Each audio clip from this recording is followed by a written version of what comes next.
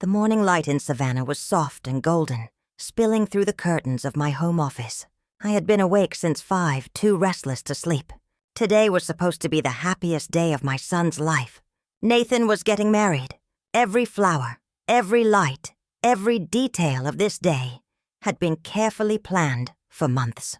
I wanted it to be perfect for him, for our family, for everything Gregory and I had built together over 25 years of marriage. But perfection, I was about to learn, is fragile.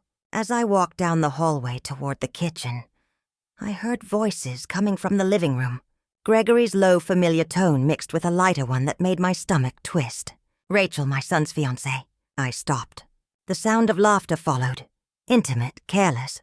I leaned slightly forward and saw them through the half-open door. Gregory was standing close to her, his hand brushing a loose strand of hair from her face. She smiled, her eyes soft and warm in a way I had never seen her look at Nathan. My breath caught. Then, without hesitation, Gregory leaned in and kissed her. Not a polite, nervous kiss. A long, tender one that stripped the air from my lungs. For a moment, the world stopped. My heart thudded so loudly I was sure they would hear it. I wanted to scream, to rush in and tear them apart. But before I could move, I felt a presence behind me. I turned. Nathan stood in the hallway, his face pale, his jaw clenched tight. His tuxedo hung loosely from his frame, and the light from the window cast deep shadows under his eyes. He had seen everything, every second. The silence between us was unbearable. He took a slow step toward me, his voice barely a whisper. "Mom," he said, his words trembling but sharp. "I already know." My lips parted, but no sound came out. My hands shook. Nathan's eyes glistened cold and hollow. "And it's worse than you think." Before I could speak, he turned away, leaving me frozen in the doorway. I looked back through the crack at my husband and the woman who was supposed to become my daughter-in-law. The sound of their laughter filled the room again, echoing off the walls of a house that had suddenly become a stranger to me. I didn't remember walking back to my office.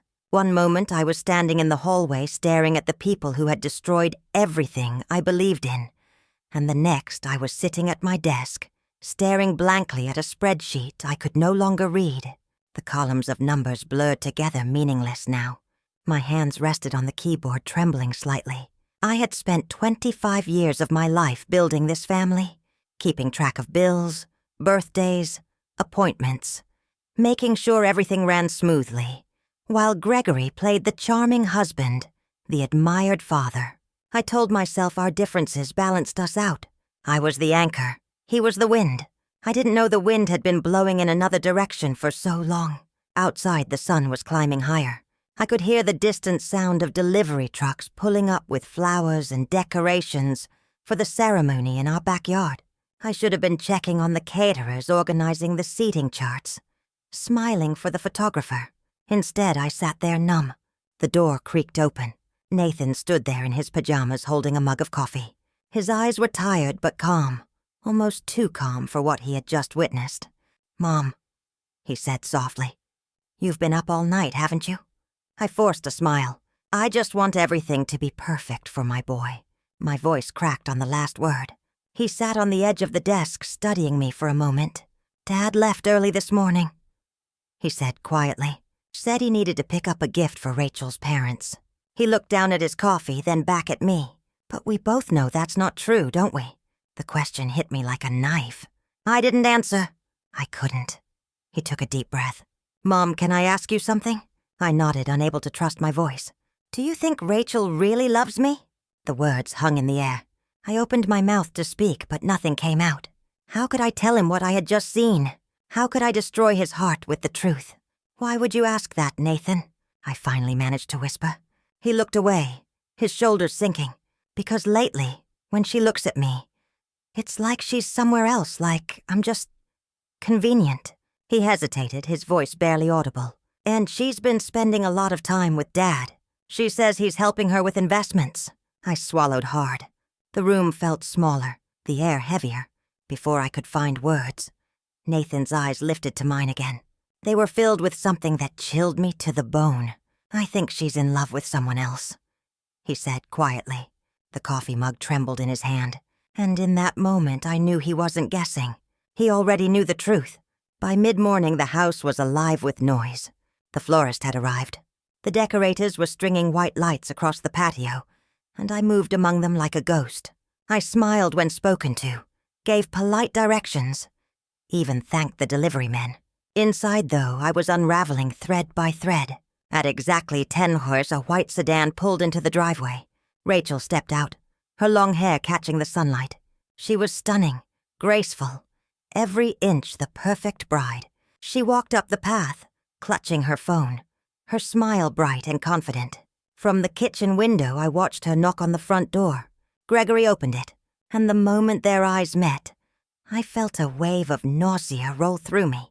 I told myself I wouldn't look. I told myself I didn't want to see more. But the truth was, I had to know. I slipped out the back door, my heart pounding, and crept through the garden. The hydrangeas I had planted years ago had grown tall, almost shoulder height. From behind them, I could see directly into the living room, through the large bay window. Gregory poured Rachel a drink. They stood by the fireplace, the same spot where we'd taken every family photo for years. He leaned closer, said something that made her laugh. Her hand brushed his arm. It was small, almost innocent. But I saw the way his shoulders relaxed, the way he looked at her. It was the look of a man in love or lust, and it wasn't for me. My fingers dug into the soil beneath the flowers, the earth cold and damp. 25 years, I thought. 25 years of loyalty, of sacrifice, of pretending everything was fine for this. Then Rachel reached up, resting her palm on his chest. He bent his head and kissed her deeply without hesitation. I bit down hard on my lip, tasting blood. The world blurred for a second. I wanted to run in there to scream until the windows shattered. But then I saw movement behind the glass of reflection. Up the staircase in the shadows stood Nathan. His face was unreadable, frozen. He wasn't just hurt. He was broken. My breath caught. The realization hit me like a physical blow. This wasn't just my pain anymore. It was his. Suddenly, a hand gripped my arm. I turned sharply, my heart racing. Nathan was beside me now, pale but composed. He had slipped out through the side door, silent as a shadow. "Mom," he whispered, his voice low but steady. "Don't go in there. Not yet." I could barely speak. "Nathan, I know," he said, cutting me off. "I've known for weeks." I stared at him, confused. "What do you mean?" He took his phone from his pocket, his hands trembling slightly. "I hired someone. I needed proof." He swiped through photos and I saw them Gregory and Rachel at a downtown hotel, walking hand in hand, sitting at an outdoor cafe, her head on his shoulder. The timestamps told the story of betrayal more clearly than words ever could. This wasn't a mistake, Nathan said quietly. It's been going on for months. I felt the ground shift beneath me. Everything I thought I knew, my marriage, my family, my life was collapsing in silence behind the garden wall. I looked at my son, my heart aching. What are we going to do? Nathan's jaw tightened, his eyes suddenly cold. We're going to end it, he said. But not today. Not like this. We're going to make them regret every lie they ever told. That night, the house was quiet except for the hum of the refrigerator and the ticking of the wall clock. Gregory had gone to bed early, claiming exhaustion from wedding stress. I sat at my desk, staring at the faint reflection of my face and the dark computer screen. I didn't recognize the woman staring back at me. Her eyes were red, her mouth a tight line of disbelief. At 11 p.m., Nathan knocked softly on the door. Behind him stood my sister, Carla Jennings. I hadn't seen her in months. Once a decorated police detective, she had retired early and started her own private investigation agency. When Nathan told me he'd hired a professional, I never imagined it would be her. "Linda," she said, her voice calm and steady. "We need to talk." She placed a folder on my desk, thick and heavy. My hands shook as I opened it. Inside were printed photographs, financial records, and neatly organized notes. The first page showed Gregory and Rachel entering the Magnolia Grand Hotel in downtown Savannah. The timestamp read 2:17 p.m. 3 weeks ago, on a day, Gregory had told me he was at a business conference. Page after page revealed the truth I had refused to see. Different restaurants, different days, the same deceitful faces. This wasn't just an affair, Carla said, crossing her arms. I started digging deeper when Nathan came to me. Gregory's been moving money. A lot of it. I blinked. Money from where? From you? She replied, her tone sharp. He's been withdrawing cash from your joint accounts, taking small amounts from different branches, so the pattern wouldn't trigger alerts. But that's not all. She opened another folder and slid out a loan agreement. My heart stopped. My signature was on the bottom line, but it wasn't mine. He forged it, Carla said. He's taken out nearly $70,000 against your retirement fund over the past year. I pressed a hand to my mouth. All those years of careful planning, of saving for our future. It was gone. Carla continued, her voice low. But there's more. 15 years of monthly payments to a woman named Monica Reed. The same amount every month like clockwork. The name meant nothing to me. Who is she? She used to work with him. Left the company suddenly 15 years ago. Carla hesitated, then pulled out a final document. I ran a DNA test. For a long moment, I couldn't breathe. She placed a single sheet of paper in front of me. Near the bottom, bold black letters read, Probability of paternity 99.999%. She has a daughter, Linda, Carla said softly. Her name is Zoe. She's 15, and she's Gregory's child. The room tilted. I gripped the edge of the desk, my knuckles white. 15 years. While I was helping Nathan with school projects, while Gregory was promising me forever, he had been living a second life a few towns away. I'm sorry, Carla said gently. I wish I could have brought better news. I stared down at the evidence photos, bank statements, the Deanna report, and felt something inside me shift. The pain didn't vanish, but it changed shape. It hardened. When I finally spoke, my voice was calm, almost detached. Then we end this tomorrow. Not just the wedding, the lies, all of it. The next morning I woke before dawn. The sky outside was still dark, streaked with gray clouds that promised rain. I sat at the kitchen table with a cup of black coffee. The folder of evidence opened before me. Every photo, every number, every lie had become fuel. I wasn't just a betrayed wife anymore. I was a woman preparing for war. Nathan came downstairs quietly. His tie was in his hand, his eyes tired but focused. We didn't need to speak. Everything had already been decided. Around 6, Carla arrived. She wore jeans, a black jacket, and a calm expression that made her look more like a detective than a sister. She carried a small case inside it were the tools for what she called a clean presentation. A hidden projector, remote controls, and a laptop disguised as part of the wedding slideshow equipment. I've connected everything to the main screen by the altar, she said. Once you press this button, it'll play automatically. I nodded. My fingers brushed the small remote. It looked so harmless, yet it held the power to destroy 2 lives. On the counter beside me sat an envelope. Inside were the divorce papers signed, notarized, ready. My lawyer had prepared them days ago after I told him what Carla found. I also had a flash drive containing every piece of evidence. The affair photos, the forged loans, the Deanna report. No one would ever call me delusional again. You still have time to change your mind, Carla said, searching my face. Once this starts, there's no one doing it. I shook my head. I'm done protecting people who don't deserve it. We went over the plan one last time. The slideshow would appear normal at first. Baby photos, family vacations, happy moments. Then, when the officiant reached the traditional line, if anyone here has reason these 2 should not be married, that's when I would stand and press the button. Nathan would back me up. Carla would stay close to handle any confrontation.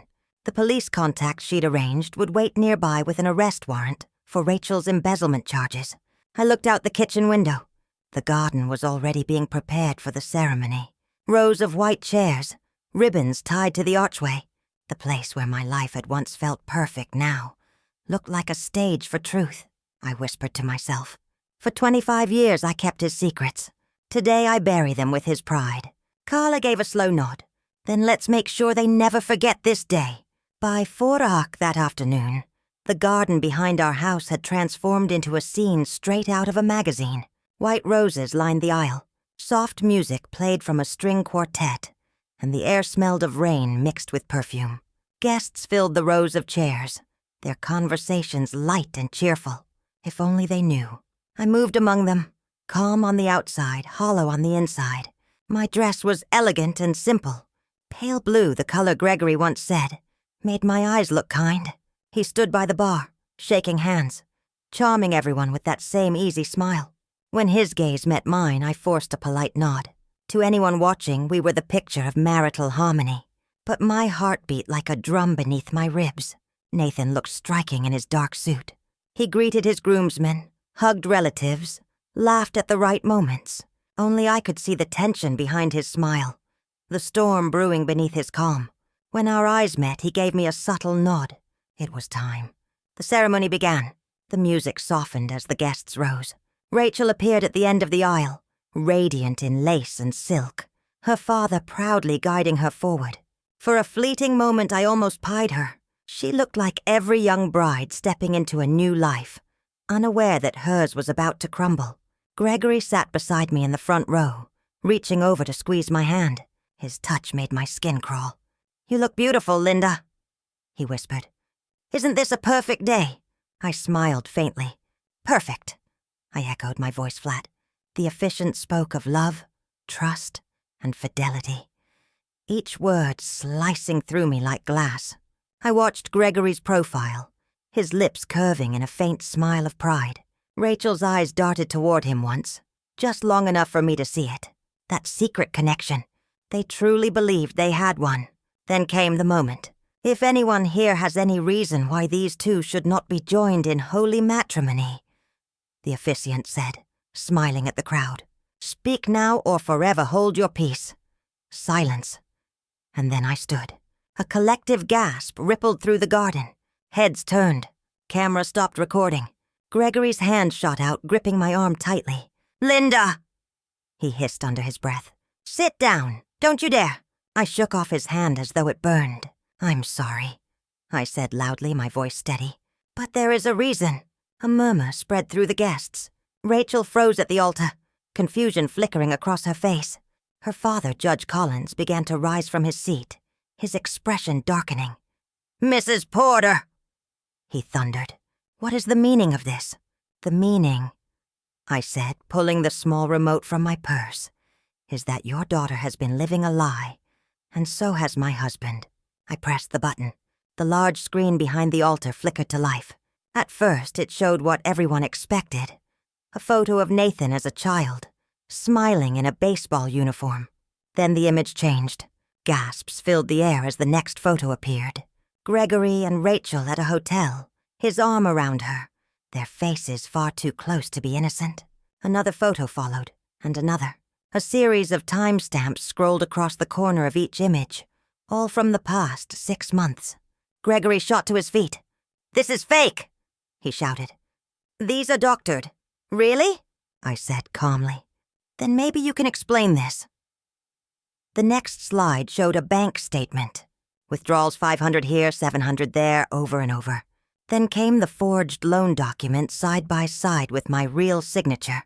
The crowd began to whisper, some covering their mouths, others openly staring at Gregory in disbelief. Rachel's mother gasped as the following image appeared, a close-up of a diamond necklace, followed by a photo of Rachel wearing it at her bachelorette party that I said was bought with money stolen from my retirement fund. Rachel turned pale. Her hands trembled. "No," she whispered. "This isn't." But before she could finish, the final slide appeared. A Diana report at the bottom in bold letters. Probability of paternity. 99.99% next to it. A smiling photo of a 15-year-old girl, Zoe Reed.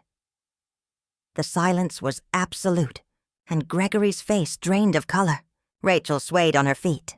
I took a step forward, my voice quiet, but sharp enough to cut through the air. "For 15 years, he's had another child with another woman. And for the last year, he's been sleeping with my son's fiancée." Rachel let out a strangled sob and collapsed, her bouquet scattering across the grass. Her mother rushed to her side, while Judge Collins stood frozen, humiliated. Gregory tried to bolt. He turned toward the aisle, but a figure stepped into his path. Parla, still dressed as catering staff, holding out a badge. "Going somewhere, Gregory?" she asked. He froze, his face twisting in panic. Behind her, 2 police officers approached. "Rachel Collins," one announced. "You're under arrest for embezzlement and wire fraud." The handcuffs clicked shut, the sound echoing through the stunned garden.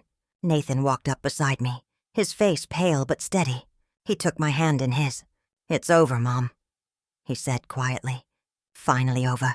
Around us, the whispers turned into chaos. Guests leaving, reporters calling, phones flashing. But all I heard was the sound of the rain beginning to fall, soft and steady, washing over the wreckage of a perfect day that had never been real. The garden that had once looked like a dream now resembled a battlefield. Flowers trampled, chairs overturned, whispers echoing like distant thunder. By the time the police cars drove away, the guests had scattered. Only a few lingered neighbors' relatives, all pretending not to stare at me as they passed. I stood beneath the arch Gregory had built, the rain soaking into my hair, watching the last patrol car disappear down the road. That night the house was silent. Nathan stayed with me, cleaning up what was left of the wedding. The once beautiful cake sat untouched in the refrigerator, a monument to everything that had gone wrong. "You should rest, Mom," he said softly. I nodded but didn't move. My body was still, but my mind replayed every moment on a loop. The shock, the faces, the way Rachel screamed when they took her away. The story spread faster than wildfire. By the next morning, every local station had a version of it. Lawyer arrested at her own wedding. Businessmen exposed in double life scandal. Our family name was everywhere, our photos plastered on screens.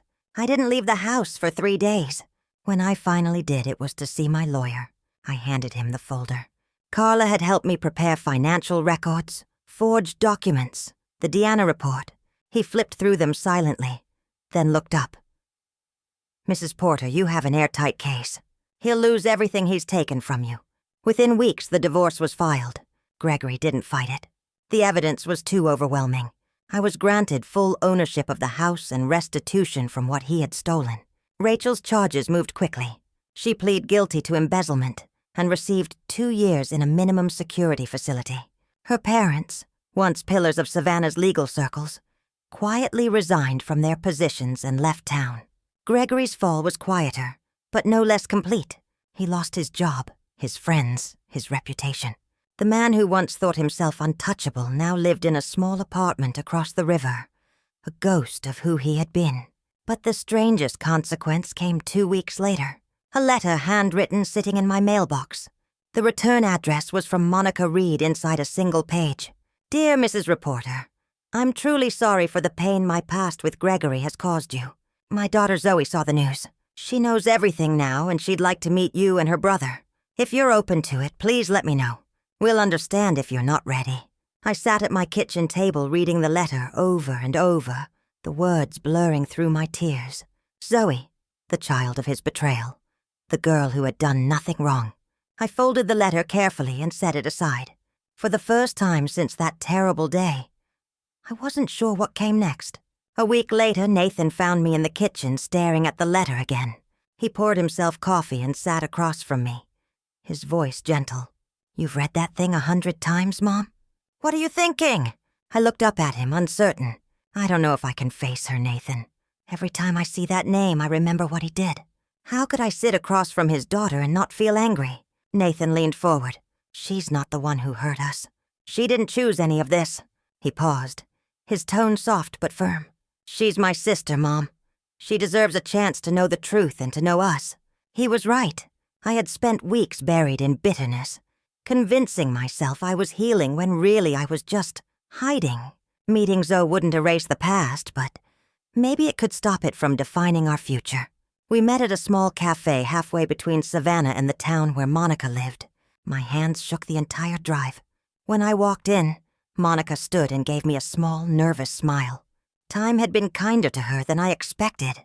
She looked tired, but not cruel. And then I saw Zoe. She was young, bright-eyed, holding a worn paperback in her hands. When our eyes met, I froze. She had Gregor's eyes, the same dark, thoughtful gaze. that once made me fall in love with him. For a moment, the air felt too thin to breathe. "Mrs. Porter," Monica said quietly. "Thank you for agreeing to meet." I nodded, unable to speak. Nathan broke the silence first. "Hi, Zoe. I'm Nathan." His smile was soft, genuine. She smiled back shilly. "Hi, I've seen your pictures online," she said, blushing a little. "You look just like my mom said you would." We sat for nearly an hour. It was awkward at first, full of long pauses and forced smiles. But slowly the tension began to melt. Nathan asked about her school, her favorite books, her plans for college. I listened, and somewhere in the middle of that simple conversation, I stopped seeing her as a reminder of betrayal. I saw her as a child who deserved better than the lies we'd all lived under. When it was time to leave, Zoe stood and hugged me without hesitation. "I'm glad you came," she whispered. "Maybe we can try again sometime." I held her tighter than I expected. "We will," I said. And for the first time in a long while, I truly meant it. 1 year later, the house that had once felt like a museum of memories was gone. I sold it and bought a small townhouse on a quiet street near the water. The mornings were peaceful now. No more whispers behind closed doors. No more pretending. Just sunlight, the sound of waves, and a kind of silence that finally felt safe. Nathan came by often, usually bringing takeout and stories about his new job in landscape design. He said creating gardens helped him heal, turning chaos into something beautiful. Watching him laugh again, seeing the light return to his eyes was worth more than any revenge could ever give me. Zoe visited on Sundays. She'd sit at my kitchen counter doing homework while I cook. Sometimes she'd call me Miss Porter, and sometimes when she forgot, she called me Mom. Every time she slipped, my heart ached, but not from pain, from something closer to peace. Gregory showed up one evening, months after the divorce was finalized. He looked older, smaller somehow, the way of his own choices written across his face. He said he was in therapy, that he finally understood the damage he caused. He asked for forgiveness. I gave it not for him, but for me. Holding on to hatred had kept me trapped in the same cage he built. Letting go was the only way out. "I forgive you," I told him, "but I'll never forget." He nodded, tears in his eyes, and walked away without another word. As the sun set that night, I stood on my porch, watching the light fade over the water. The family I thought I had was gone, but what Nathan, Zoe, and I built in its place was smaller, quieter, and real. For the first time in decades, I wasn't surviving someone else's version of love. I was living my own truth. If this story touched your heart, please like, share, and tell me in the comments where you're watching from. Your stories matter, and so does your strength to begin again.